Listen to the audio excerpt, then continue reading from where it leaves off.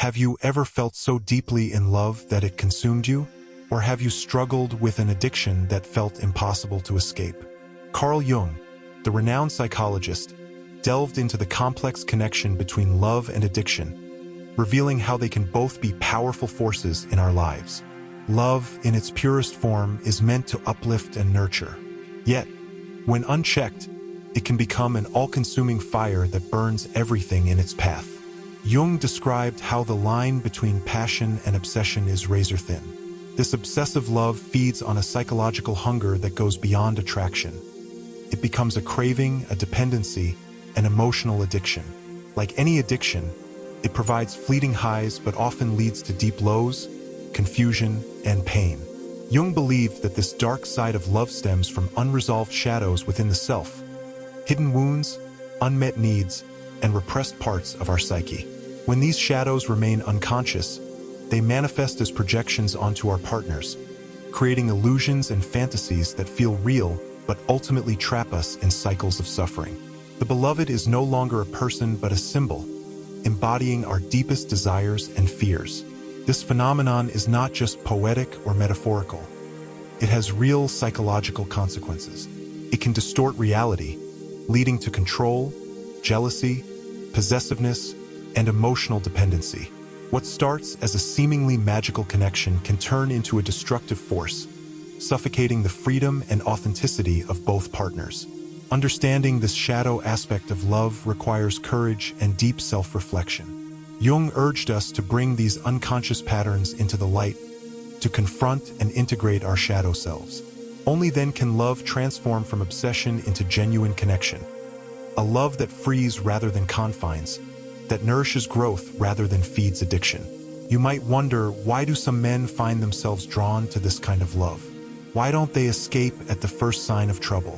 Why do they fail to see the warning signs that later become painfully clear? Jung's answer is both shocking and liberating. What we do not confront in ourselves, we live out as fate. The man does not simply fall in love with the woman's shadow. He is attracted to it because it reflects his own shadow. Deep within him may live a wounded child who never felt truly held or safe. He might see himself as a rescuer, automatically drawn to a woman who seems to play the victim. Or perhaps, unconsciously, he harbors a belief that he is unworthy of love, so he seeks out relationships where suffering validates his worth. Here, the man is not merely a victim but an unconscious participant in a psychological drama. Without realizing it, he chooses a partner who reenacts his old wounds, forcing him to face his pain once again. If he refuses to face it, he remains trapped in a cycle, moving from one relationship to another, repeating the same patterns and experiencing the same heartbreak. This dynamic is a dance of shadow projection and psychological compulsion. It explains why escaping toxic love feels so difficult, because it's not just about the other person, it's about unresolved parts within ourselves demanding attention and healing. Jung's insight offers hope. By becoming aware of these unconscious patterns, by doing the inner work of shadow integration, a man can break free. He can learn to love not out of need or addiction, but from a place of wholeness and freedom. This inner journey is far from easy. It requires courage to face the hidden parts of ourselves, the fears, the insecurities, the wounds we have long buried. Jung called this process shadow work. It is the confrontation with the unconscious aspects of the psyche that we tend to deny or ignore. When a man begins this work, he starts to recognize how his past experiences, especially childhood traumas and unmet emotional needs, shape his patterns of attraction and attachment. He sees how the perfect woman he chases is often a projection of his own inner emptiness or unresolved longing. Jung said, "One does not become enlightened by imagining figures of light, but by making the darkness conscious." In other words, true healing happens not by avoiding pain, but by shining a light on it. This awareness can break the spell of destructive love and addiction. With this clarity, a man learns to distinguish between love that nourishes and love that drains, between passion that uplifts and obsession that suffocates. He understands that love is not about possession or control, but about freedom. Freedom to grow, to be authentic, and to connect without losing oneself. This transformation allows him to step out of the repetitive cycle and choose relationships that reflect his wholeness, rather than his wounds. It is a path to psychological freedom, where love becomes a source of strength, not destruction. Understanding this dynamic also involves recognizing the role of the anima, the inner feminine aspect within every man, according to Jungian psychology. The anima often projects onto women the qualities that the man has not integrated within himself. This projection can create illusions of love that are not really about the other person, but about the man's own unconscious needs and desires. When these projections remain unconscious, the man falls into a cycle where the woman becomes a symbol, sometimes a savior, sometimes a victim, or even an enemy. The relationship then moves away from genuine connection and becomes a psychological drama fueled by unresolved inner conflicts. Jung warned that this kind of relationship could be deeply addictive because it feeds on unresolved emotional wounds. The man becomes trapped in a pattern where he simultaneously craves and fears intimacy, love and pain, control and surrender. Breaking free requires a conscious effort to recognize these patterns and take responsibility for one's own healing. It means looking inward with honesty and compassion, rather than blaming the partner or circumstances. Only through this process can a man reclaim his true masculine energy, a silent power that is calm, centered, and grounded. This energy does not need to possess or control. It simply exists with clarity and emotional balance, attracting love in its healthiest form. This journey towards self-awareness and healing is not easy. It requires confronting the shadow aspects of the psyche, those parts we usually deny or suppress. Carl Jung emphasized that until you make the unconscious conscious, it will direct your life and you will call it fate. The dark side of love is often a reflection of these unconscious shadows playing out in our relationships. When a man refuses to face these shadows, he remains stuck in repetitive cycles of toxic attachments. Each new relationship becomes another stage for the same old dramas, the same unresolved pains. But when he chooses to do the inner work, to face the fears, insecurities, and wounds, the nature of his relationships begins to transform. True love, Jung suggested, is possible only when both partners are whole within themselves, when they have integrated their shadows and are no longer projecting them onto each other. Love then becomes a meeting of two complete individuals, not a codependent entanglement. In this light, love is not an addiction but a conscious choice, one that requires courage, self-awareness, and emotional maturity. It is a force that can heal rather than harm, liberate rather than trap. This leads us to understand why many men find themselves irresistibly drawn to women who embody this dark feminine energy. It's not mere chance or bad luck. It's a psychological magnetism rooted deep in the unconscious. Jung called this process the anima projection, the unconscious projection of a man's inner feminine onto a woman. The anima carries all the unacknowledged, repressed qualities a man disowns within himself: vulnerability, sensitivity, emotional depth, and sometimes unresolved trauma. When a man encounters a woman who seems to perfectly embody these hidden parts, he is both fascinated and disturbed. This woman triggers a profound inner experience that feels like love but is also a confrontation with his own inner turmoil. Often, this projection blinds a man to the reality of the relationship. He sees the woman not as she truly is, but as the embodiment of his own shadow and unmet needs. This unconscious dynamic fuels obsession and emotional dependency. The woman becomes a symbol, a mirror reflecting what the man has yet to understand about himself. Understanding this mechanism is key to breaking free from toxic cycles. By recognizing the anima projection, a man can begin to disentangle love from obsession, connection from control. He can start to love not just an ideal or a shadow, but a real person, and most importantly, learn to love and accept himself fully.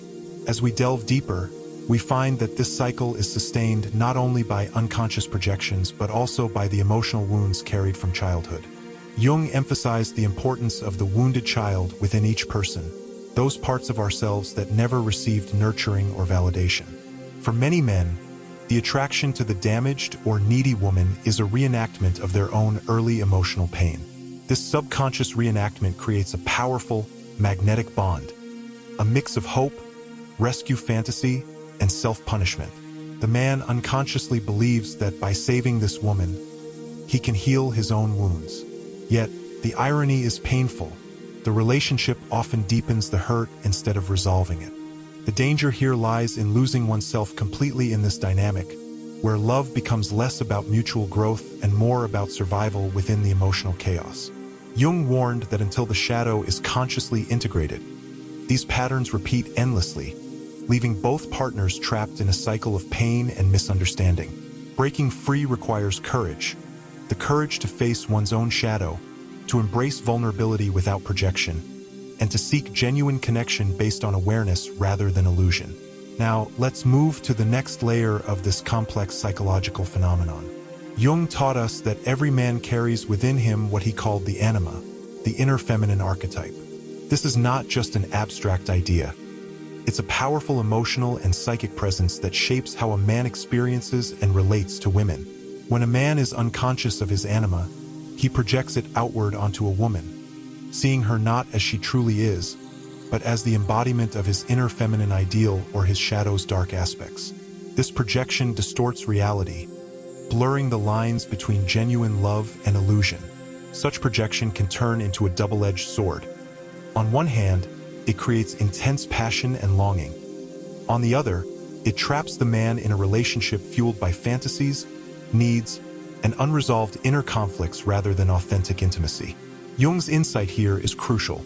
Only by recognizing and integrating the anima within can a man begin to relate to women with clarity, respect, and true emotional balance. This integration dissolves the unconscious projections and breaks the cycle of dependency and obsession. The journey toward this self-awareness is not easy. It demands introspection, honesty, and the willingness to face uncomfortable truths about oneself. Building on the concept of the anima projection, it's important to understand how unresolved childhood wounds fuel these unconscious dynamics. Many men carry deep-seated feelings of abandonment, neglect, or inadequacy from their early years. These emotional scars create a subconscious blueprint for their adult relationships. Jung emphasized that the wounded inner child often seeks healing and validation through romantic partners. This longing can lead a man to choose a partner who, consciously or not, triggers these old wounds, either by needing constant rescue or by being emotionally unavailable. This painful repetition is a psychological compulsion. It feels familiar and even comforting in its familiarity, despite causing suffering.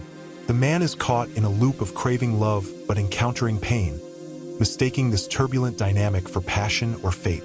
Jung warned that without conscious work, these cycles perpetuate the man's psychological imprisonment. Only by confronting and nurturing the inner child can one break free from destructive patterns and build relationships based on genuine connection rather than unconscious need. This process of healing and growth requires courage and often guidance, but it opens the path toward healthier love that empowers rather than diminishes. Understanding this pattern brings us to the crucial role of self-awareness and shadow work. Carl Jung taught that every person harbors a shadow, the unconscious parts of ourselves that we reject or deny. For many men, the shadow includes painful emotions like fear, vulnerability, and unworthiness, which are projected onto their partners. When a man unconsciously projects his shadow onto a woman, he sees in her the traits he refuses to accept in himself. This projection creates illusions, sometimes of the perfect partner, sometimes of the tormentor, that distort reality and fuel unhealthy attachments. Jung's insight was that true freedom comes from integrating the shadow, recognizing and accepting those hidden aspects within. This inner work dissolves the power of projections and allows a man to engage with his partner as a whole person, not a reflection of his inner conflict. Without this integration, relationships tend to replay the same painful dramas, as unresolved shadows provoke jealousy, control, and emotional dependence.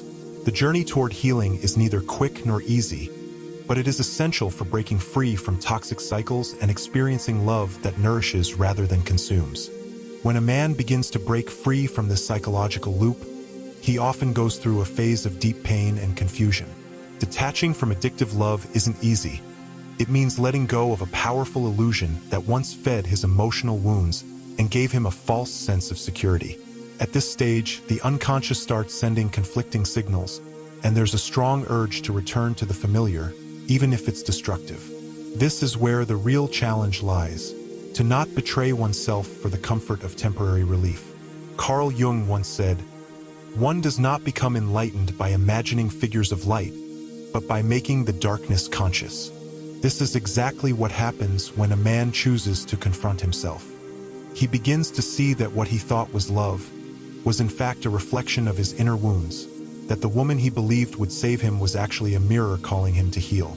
Here, pain becomes a tool for self-discovery, and vulnerability becomes a doorway to consciousness. He no longer needs a woman to restore his sense of worth. He starts taking responsibility for rebuilding that worth from within. The experience also reveals that once a man truly heals, he stops being attracted to the same type of woman. Healing from a toxic relationship rewires emotional attraction. This transformation doesn't happen through logic alone. It happens when his relationship with himself changes. The man who has faced his shadow no longer runs from loneliness. He no longer seeks love as an escape from himself. Instead, he becomes whole. He becomes grounded.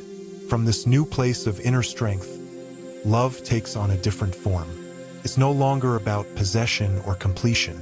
It becomes about sharing, not filling a void. A healed man doesn't fall for intensity disguised as passion. He recognizes the difference between chemistry born of trauma and connection rooted in peace. He begins to attract a different kind of woman, one who doesn't mirror his wounds, but reflects his growth. Together, they don't reenact pain. They build from presence, clarity, and freedom. This is what Jung referred to as individuation, the process of becoming whole. It's the journey of integrating both the light and the shadow. So love is no longer a battlefield, but a sanctuary. But the journey doesn't end with finding the right person. In Jungian terms, the true task is not to seek love externally, but to integrate the anima, the inner feminine, within. When a man projects his anima onto a woman, he isn't truly seeing her. He's seeing a part of himself he hasn't owned. This is why relationships based on projection often collapse. The illusion fades and reality feels like betrayal. To truly love a woman, a man must first reclaim the parts of his soul he has exiled. His vulnerability, his intuition, his softness. Only then can he meet her soul to soul, not as savior and victim, not as addict and supply, but as two whole beings, choosing each other in freedom. This is the sacred work, the inner alchemy that Carl Jung spoke of, not to escape pain, but to be transformed by it, so that love no longer consumes you, but elevates you. Carl Jung once said, "Until you make the unconscious conscious, it will direct your life and you will call it fate." This isn't just a poetic idea, it's a brutal truth. As long as you remain unaware of your inner wounds, your hidden needs, and the stories you inherited about love, you will be drawn to people who reflect those patterns back at you. You'll think it's destiny, but it's actually repetition. This is why some men keep falling for the same type of woman, the emotionally unavailable one, the chaotic one, the one who mirrors a wound from childhood. The relationship feels intense, addictive even, but it's not love. It's the unconscious crying out for integration. Only through awareness can you break this cycle. Only through facing your own darkness, not hers, can you finally experience a relationship that doesn't feel like a battlefield, but a sanctuary. And now, maybe you're sitting in silence, realizing that what you once called love was never love at all, just a deep hunger, a wound masked with passion. But that realization is not weakness, it's power. Carl Jung once said, "Until you make the unconscious conscious, it will direct your life and you will call it fate." This is your invitation to stop calling it fate, to see your patterns not as curses, but as messages. You were never meant to stay trapped in cycles of longing and loss.